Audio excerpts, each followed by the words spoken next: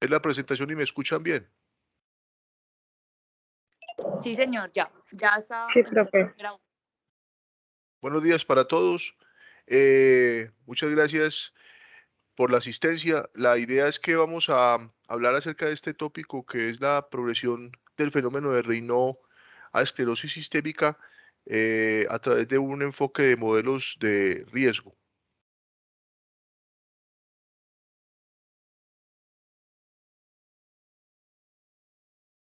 Entonces, digamos que la motivación para presentar este artículo, pude asistir a este curso virtual al séptimo Congreso Mundial de Esclerosis Sistémica que se realizó el pasado marzo de modalidad virtual.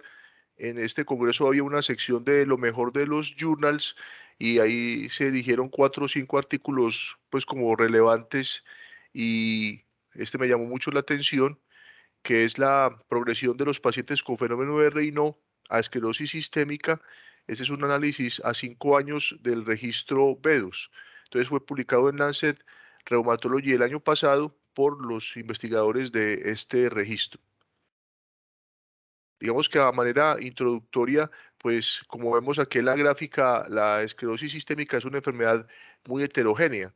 Digamos que existe, como haciendo un símil de lo que ocurre con con artritis reumatoide, pues aquí digamos que los anticuerpos no es lo que precede la parte clínica, sino que tenemos un evento clínico centinela que es el fenómeno de Raynaud y en función del tiempo, pues ocurre pues está la historia natural de la enfermedad en un ambiente de activación autoinmune, generalmente en una predisposición genética y un desencadenante ambiental. Entonces tenemos que aparecen los anticuerpos anticentrómero, posteriormente los anticuerpos antitopoisomerasa y hay como dos perfiles clínicos, un daño fibrótico que vemos en la parte superior y un daño vascular que vemos en la parte inferior. Entonces miren que principalmente este daño fibrótico, inicialmente lo que ocurre es la esclerosis cutis, que a medida que aumenta el puntaje de Rodnan, esta esclerosis cutis aumenta, sobre todo en el fenotipo clínico de la parte difusa, y ocurren otros compromisos, especialmente en la enfermedad pulmonar intersticial y en presencia de anticuerpos como RNA polimerasa 3.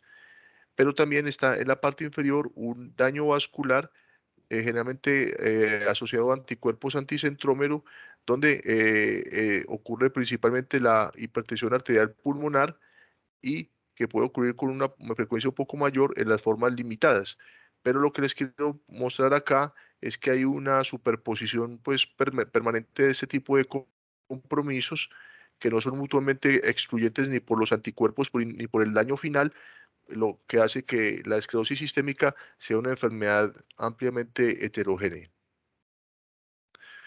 Entonces, también otros dos hallazgos clínicos que son relevantes en este contexto es que las formas leves de esclerosis sistémica tienen una ocurrencia frecuente. Tal vez tenemos el sesgo en los centros donde tenemos algún grado de complejidad y vemos a estos pacientes donde ya vemos formas muy establecidas con daño orgánico visceral irreversible, pero las formas leves son de una ocurrencia frecuente. Y en estudios poblacionales, en estadios preclínicos, se ha demostrado que ya existe un compromiso orgánico visceral. Entonces hay una necesidad, digamos, permanente de hacer un diagnóstico temprano de esta entidad.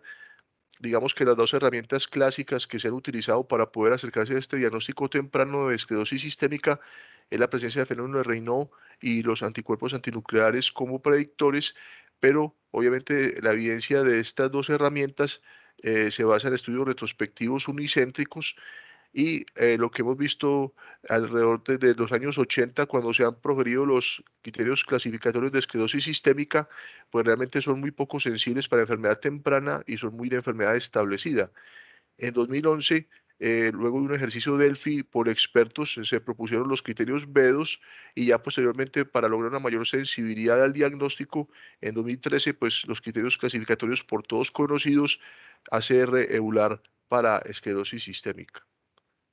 Entonces, recordando los criterios VEDOS, entonces tenemos unas banderas rojas que son ese primer nivel de sospecha cuando tenemos la presencia de fenómeno de Raynaud, Puffy Fingers y anticuerpos antinucleares, y ya posteriormente, si están presentes estas banderas rojas, se hace una evaluación capilaroscópica y anticuerpos específicos para esclerosis sistémica, es decir, anticuerpos anticentrómero, anti-SCL70 y anti-RNA polimerasa 3.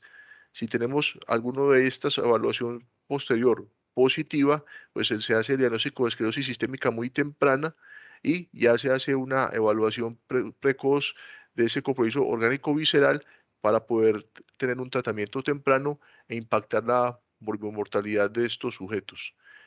Entonces, ese, como les dije, fue fruto de un ejercicio del FIDE expertos, pero tratando de hacer una validación clínica en el tiempo, se hizo este registro prospectivo, que es el registro B2, que el criterio de inclusión principal para este registro eran pacientes que tuvieran fenómeno de Raynaud, pero que no cumplían criterios clasificatorios 2013 de esclerosis sistémica. Entonces ellos lo que hacen en este análisis, y es el principal objetivo de este trabajo, es determinar el valor clínico de los criterios B2 para identificar sujetos con fenómeno de Raynaud que cumplen criterios ACR regular para esclerosis sistémica en un análisis de 5 años. Entonces tenemos que el B2, recordando, es un registro longitudinal multicéntrico de 42 centros EUSTAR en 20 países de Europa, Norteamérica y América del Sur, en un estudio que inició en marzo de 2010 y que para fines pues, de este análisis terminó en octubre de 2018. Y ellos, obviamente, recuerden, el criterio de inclusión principal es el fenómeno de Raynaud. Obviamente, como esto fue en 2010 que arrancó, la definición es diferente de los criterios de Maverakis que utilizamos pues en la práctica clínica, que fueron en 2014. Entonces ellos definen este fenómeno como la historia de al menos 2 cambios de coloración, usualmente inducidos por exposición al frío, y compromiso al menos de un dedo de cada mano. Esa fue la definición que ellos utilizaron para fenómeno de Raynaud y como criterio de inclusión principal en este estudio. Entonces, consistía en hacer unas visitas anuales a los pacientes donde se recolectan en la base de datos del registro las variables de interés, clínicas, serológicas, de laboratorio, de imágenes, medicamentos y las características clasificatorias, capilaroscópicas, perdón, de estos sujetos.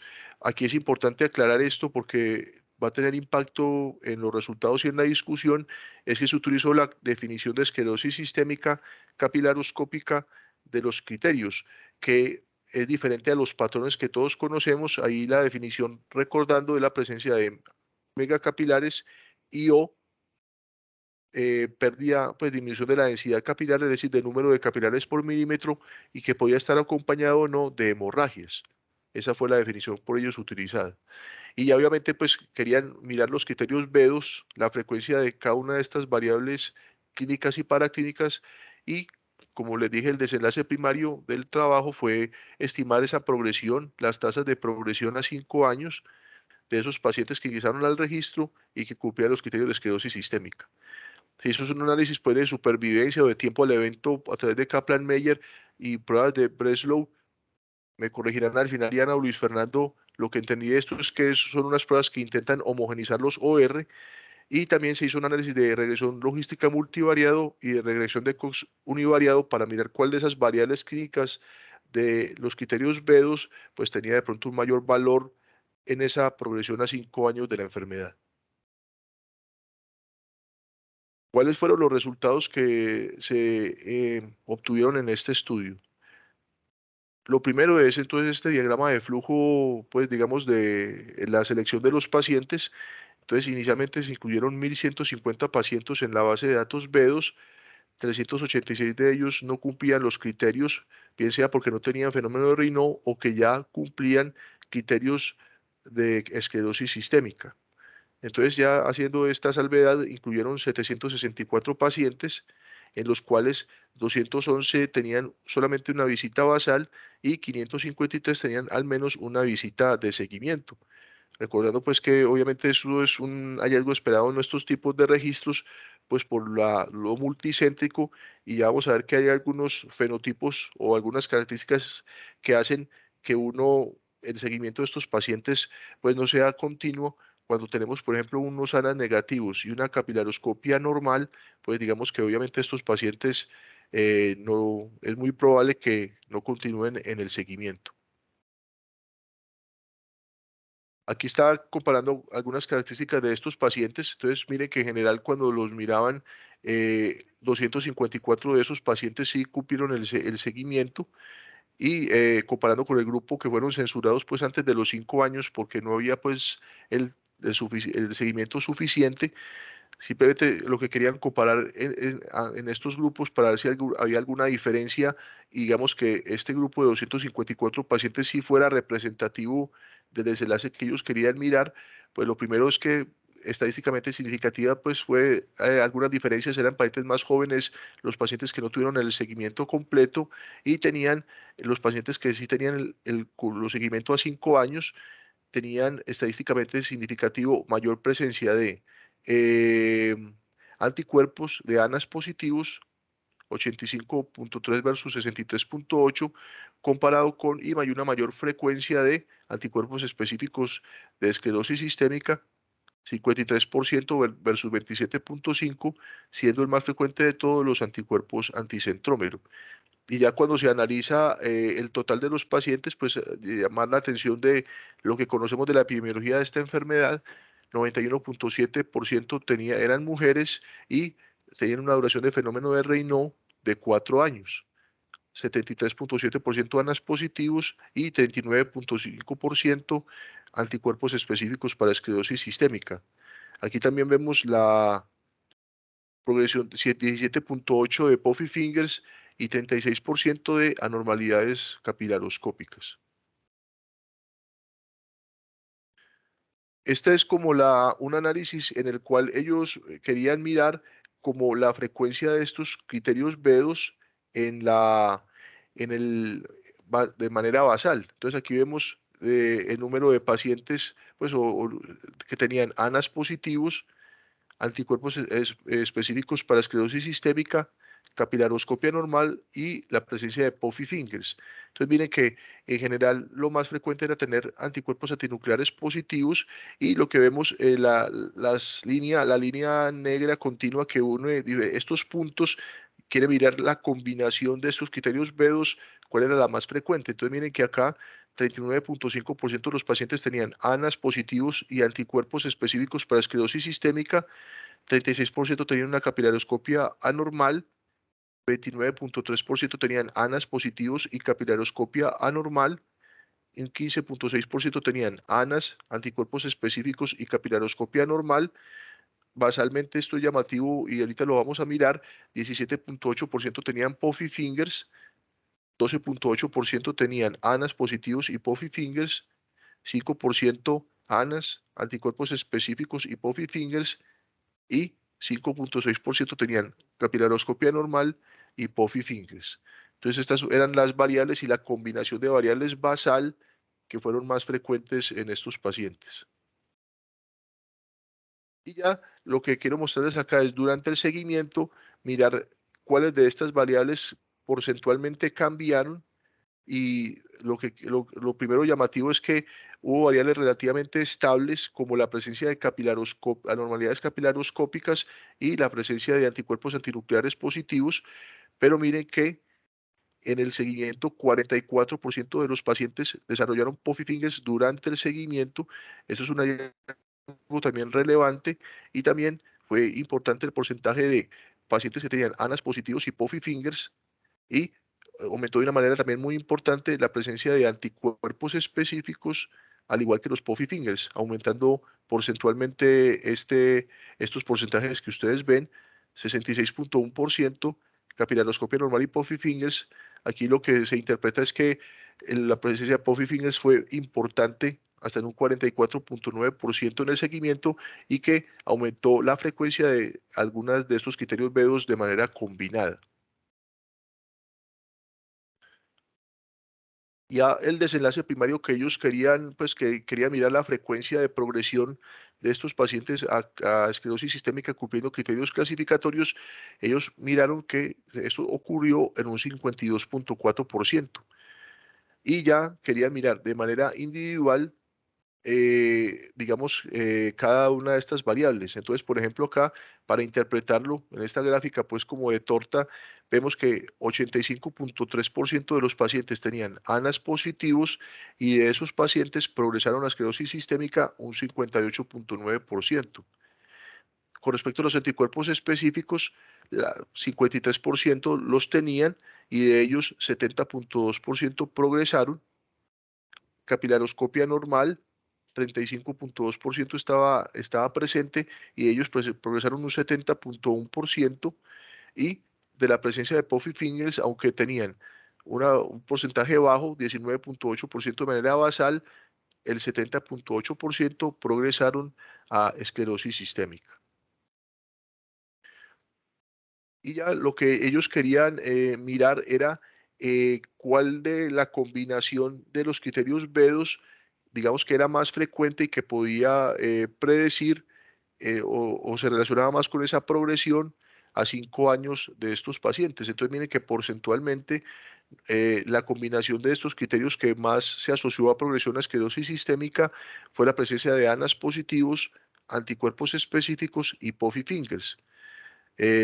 También hay otro, pues ya vemos otros diferentes porcentajes, 82.2% tener ANAS, anticuerpos específicos y capilaroscopia anormal, y también la presencia de ANAS positivos y puffy fingers.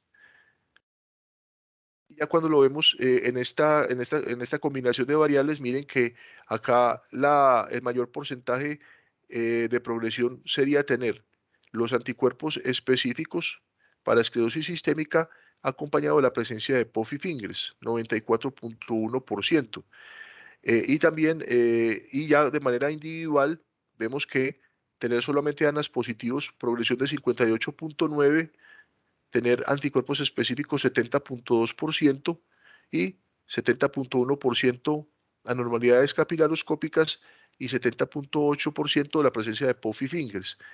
De aquí también quiero llamar la atención del valor, digamos, anticipándome un poco a la discusión, del valor predictivo negativo de los ANAS negativos en la progresión. Miren que fue muy bajo el porcentaje de progresión cuando los pacientes tenían anticuerpos antinucleares negativos. Cuando lo podemos, digamos, en una escala de color, mirar como el riesgo relativo y la posibilidad de tener una mayor progresión, vemos que pues tener ANA negativos, menos de un 10%, y miren que la combinación de anticuerpos específicos y puffy fingers es la que se asoció a una mayor porcentaje de progresión a esclerosis sistémica.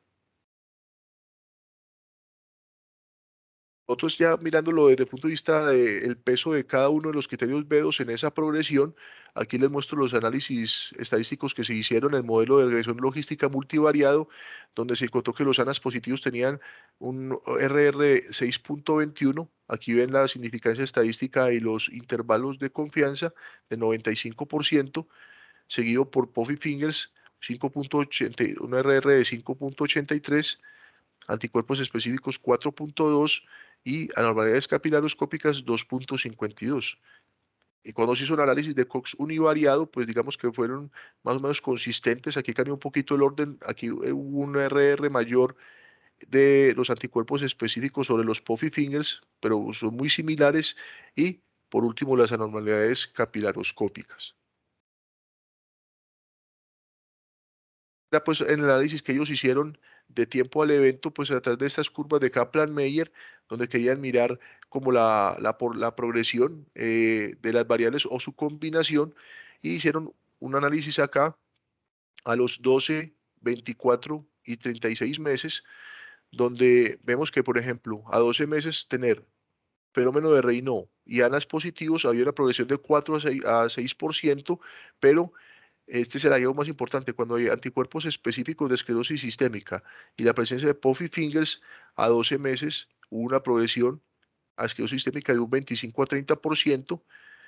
Aquí aumentó el porcentaje de progresión a los 24 meses, cuando se miraba 15 y 18%, cuando solamente tomando fenómeno de Raynaud más anticuerpos específicos, había una progresión a un 20 a 25%, pero cuando había anticuerpos específicos más Puffy Fingers, 35 a 40% progresaron, y extendieron los análisis a 36 meses, donde aumentaba pues obviamente la frecuencia de estos desenlaces, Raynaud más ANAS positivos, Raynaud más anticuerpos específicos 30 a 35%, y anticuerpos específicos más Puffy Fingers hasta un 55%. Entonces, esos fueron los resultados más importantes del estudio, la importancia, la tasa de progresión de un 52.4%, y vemos de este análisis de Kaplan-Meier que la presencia y de punto de vista de pues el porcentaje que lograban de la combinación de estos criterios B2, tener anticuerpos específicos para esclerosis sistémica más Puffy Fingers a 36 meses, fueron las variables que de B2 combinadas que se asociaron a una mayor tasa de progresión de los pacientes a esclerosis sistémica. Tratando de discutir estos hallazgos, pues digamos que lo que ellos quieren resaltar es que, aunque el desenlace obviamente primario del estudio fue mirar el porcentaje de progresión, pero esto les ayudó a ver que los criterios que se han propuesto de B2 por los expertos y que el registro ha servido como una validación, pues este análisis permite ver que esos criterios que se están utilizando para B2 están válidos, pues son válidos clínicamente y son consistentes para esa progresión a esclerosis sistémica.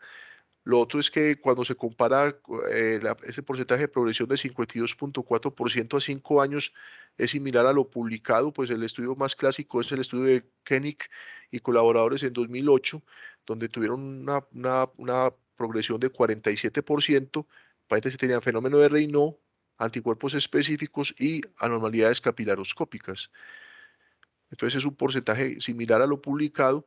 Lo importante, perdón, es el valor predictivo de los ANA negativos. Entonces vemos que tener ANA negativos se asoció a un porcentaje muy bajo de progresión, y que es una herramienta que sigue siendo válida pues en el enfoque de estos pacientes con fenómeno de Raynaud, donde si tenemos un fenómeno de Raynaud, anticuerpos antinucleares negativos y una capilaroscopia normal, pues digamos que eso da un porcentaje muy importante de que la enfermedad no va a progresar. También ellos destacan que no hubo cambio en los ANAs en el tiempo y las anormalidades capilaroscópicas, y que pueden ser unos parámetros fuertes de estratificación. Si son normales, pues uno se queda tranquilo; si son anormales, pues continúa con los estudios. Y también, esto creo que es muy interesante, es el aumento de la frecuencia de los Puffy Fingers en el seguimiento.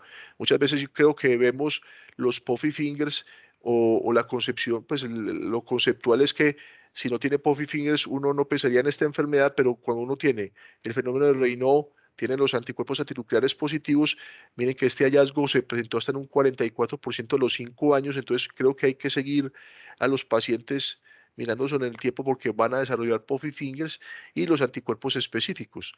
Muchas veces creo que es un enfoque similar a lo que hacemos en el contexto de enfermedad indiferenciada del tejido conectivo, donde hacemos anticuerpos, digamos, cada 6 meses o cada año por 2 o 3 años, para mirar si hay un viraje a una enfermedad autoinmune sistémica.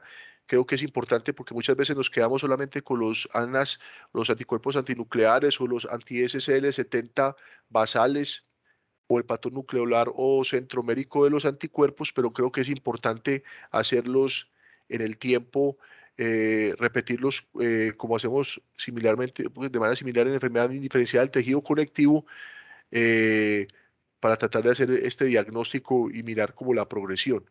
Y lo otro es que, aunque los ANAS, por ejemplo, no están en los criterios clasificatorios de esclerosis sistémica, pero como lo vimos en el análisis de regresión logística y de Cox, es el RR que tienen más alto y que aumentan el RR de los otros parámetros. Y de pronto, trasladando como esta afirmación a un ejercicio clínico, pues todos miramos, cuando miramos los criterios de 2013, pues que tener esclerosis cutis proximal pues ya es el diagnóstico, pero de pronto haciendo un ejercicio clínico de lo que podemos encontrar con estas variables. Entonces miren que, por ejemplo, acá, si tenemos Puffy Fingers, esto nos daría 2 puntos. Si tenemos una capilaroscopia normal, 2 puntos adicionales, tendríamos 4. Si tenemos un fenómeno de Raynaud, daría 7 puntos, y si tenemos unos anticuerpos específicos nos daría 10 puntos, lo que sería también, digamos, suficiente desde la perspectiva de los criterios clasificatorios hacer un diagnóstico de esclerosis sistémica, cuando se quiere utilizar esta herramienta para hacer el diagnóstico. Y tener los ANAs, aunque los ANAs no están incluidos aquí, pero es importante tenerlos presentes y clínicamente nos pueden aumentar la probabilidad de progresión a esta enfermedad. Digamos que pues obviamente hay unas limitaciones importantes, pues tal vez la más relevante es que más del 50% de los pacientes tuvieron pérdidas en el seguimiento. Digamos que ellos hicieron un análisis inicial, una estimación basados en las cifras del registro, pero creo que sigue siendo un número suficiente para poder sacar como, digamos, conclusiones. Digamos que es el bemol de los registros y sobre todo multicéntricos.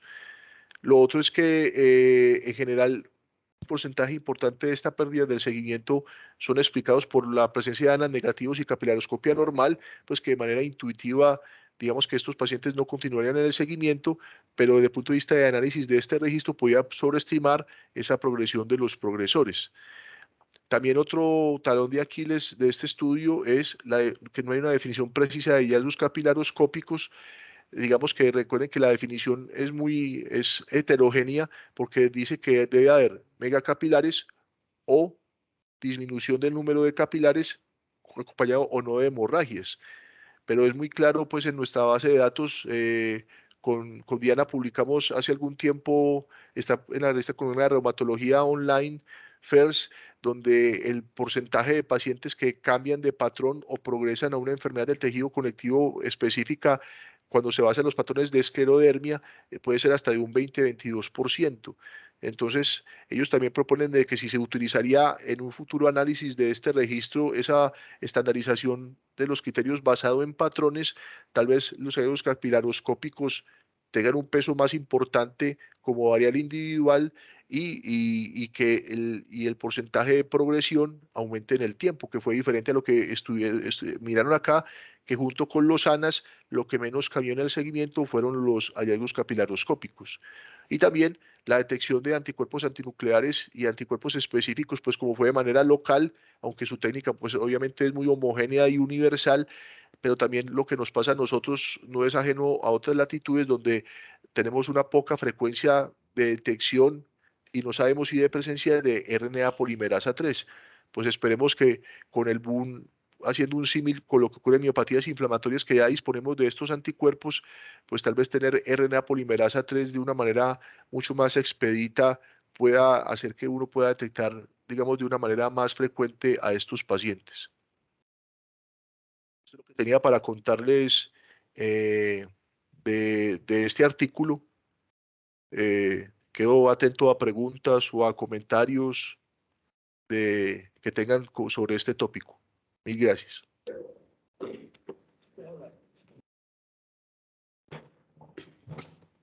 Carlos, muchas gracias por la presentación, espectacular ese trabajo.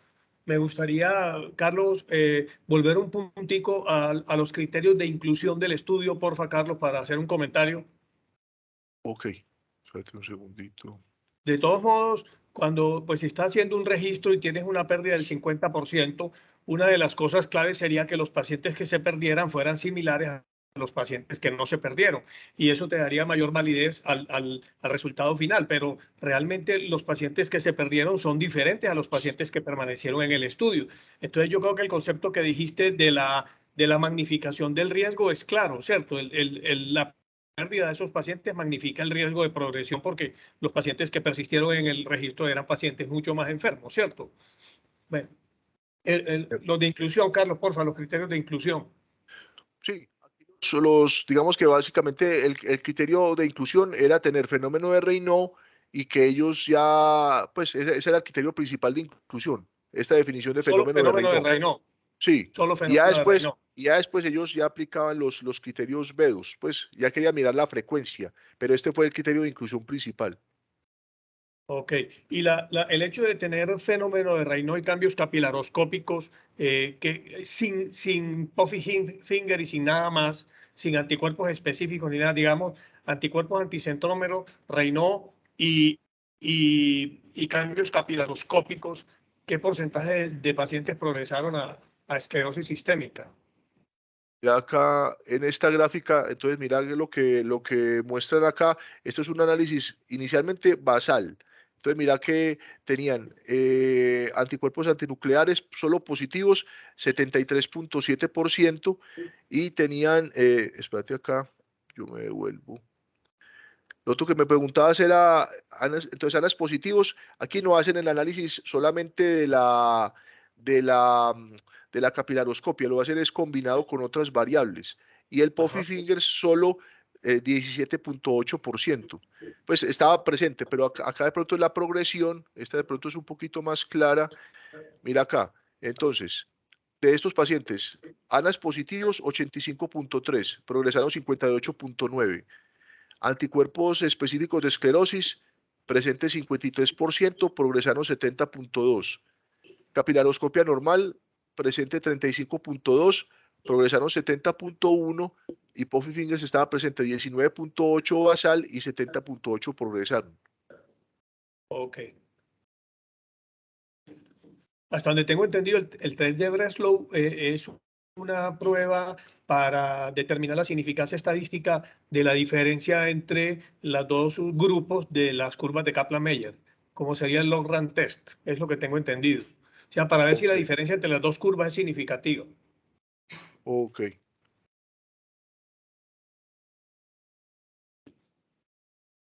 Sí, digamos lo que Profe, yo está. ¿Aló? Sí. profe, pues muy interesante su presentación. Una pregunta, no queda claro cada cuánto se repite la capilaroscopia, ¿cierto? No, ellos solamente no, ellos hacían eso al parecer anual, recogían las variables, pero ninguna parte está claro cuándo repetían la capilaroscopia. Y también el bemol pues de la definición que es muy heterogénea porque incluye todo, pero sin discriminar en un patrón, y yo creo que sí sería muy diferente pues que lo que nosotros vemos pues cuando seguimos a los pacientes, ellos migran a un patrón de esclerodermia en un porcentaje no despreciable pues de los pacientes. Sí, profe, gracias. Ah, y sí hay también un panel de esclerosis sistémica, pero ese panel no tiene registro INVIMA, por eso es que no se ha llevado a Colombia, pero igual que el de miopatía sí existe. Ok, sí, por eso es que las Américas creo que lo pueden hacer por Western Blot, pero no lo comercializan pues por eso del registro. Sí, hay algunos anticuerpos que están presentes, pero no todos, porque si tuviera el registro, pues ya se podría hacer completo como se monta el de miopatía.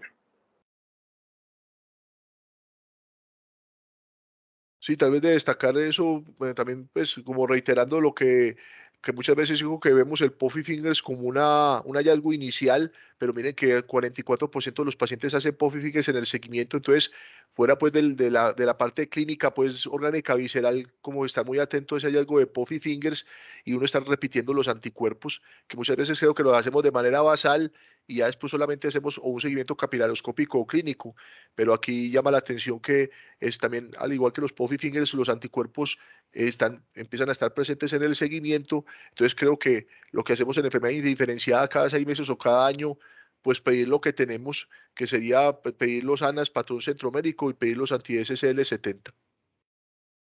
Y esto nos pueda, digamos, precisar un poquito esa posibilidad de progresión.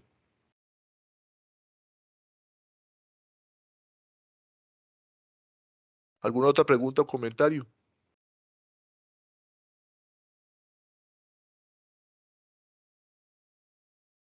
No, profe, muchas gracias por todo. Y gracias a todos. Un feliz día. Feliz día. Muchas gracias, doctor. Feliz día. Chao.